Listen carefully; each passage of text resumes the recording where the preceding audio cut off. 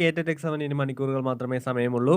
നമ്മുടെ ചാനലിൽ 3 ദിവസങ്ങളായിട്ട് കമ്മ്യൂണിറ്റി പോസ്റ്റായിട്ട് ചില ചോദ്യങ്ങൾ ചോദിച്ചിട്ടുണ്ടായിരുന്നു. അതിൻ്റെ ഉത്തരങ്ങൾ ചിലർ തന്നിട്ടുമുണ്ടായിരുന്നു. അതിൻ്റെ അടിസ്ഥാനത്തിൽ പറയട്ടെ, എല്ലാവരും ഈ ഒരു സൈക്കോളജി കേറ്ററ്റ് എക്സാമിന് സൈക്കോളജി എന്ന വിഷയത്തിനാണ് പ്രാധാന്യം കൊടുക്കുന്നത്. എല്ലാവർക്കും സൈക്കോളജി ഏറെക്കുറെ അറിയാവുന്ന ഒരു വിഷയമാണ്. അതിനകത്ത് ഏത് ചോദ്യം ചോദിച്ചാലും എല്ലാവരും ഉത്തരം പറയും. പക്ഷേ നിങ്ങൾ ഈ സൈക്കോളജിക്ക് പ്രാധാന്യം കൊടുക്കുമ്പോൾ നിങ്ങൾ ഓർക്കുക 30 ചോദ്യമാണ് സൈക്കോളജിയിൽ നിന്ന് ചോദിക്കുക. നിങ്ങളിപ്പോൾ പഠിച്ചിട്ട് പോയാലും 30 മാർക്കാണ് കിട്ടുന്നത്. എങ്കിലും നിങ്ങൾ പാസ്സാവത്തില്ല.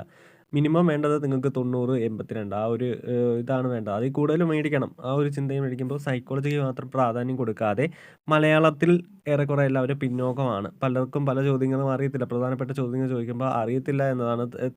എന്ന് വെച്ചാൽ ഉത്തരങ്ങൾ തെറ്റിക്കുന്നു എന്നതാണ്.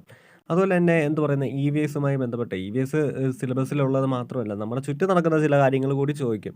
അതുപോലും അതായത് ഈ വർഷം നടന്ന ചില കാര്യങ്ങൾ ചോദിച്ചിട്ട് പോലും ചിലർക്ക് അറിയത്തില്ല. ചിലർ ഉത്തരങ്ങൾ തെറ്റിക്കുകയാണ്. അപ്പോൾ നിങ്ങൾ ഒരു വിഷയത്തിന് മാത്രം മുൻതൂക്കം കൊടുത്ത് അല്ലെങ്കിൽ സൈക്കോളജി 2ഓ 3ഓ വിഷയങ്ങൾക്ക് മുൻതൂക്കം കൊടുത്താൽ നിങ്ങൾ പാസ്സാവത്തില്ല. അതുകൊണ്ട് നിങ്ങളെ എല്ലാത്തിനും എല്ലാം കവർ ചെയ്ത് പോയാൽ മാത്രമേ നിങ്ങൾ പാസ്സാവത്തുള്ളൂ. അപ്പോൾ നിങ്ങൾ അതൊന്ന് ശ്രദ്ധിക്കുക. എല്ലാവർക്കും വിജയാശംസകൾ.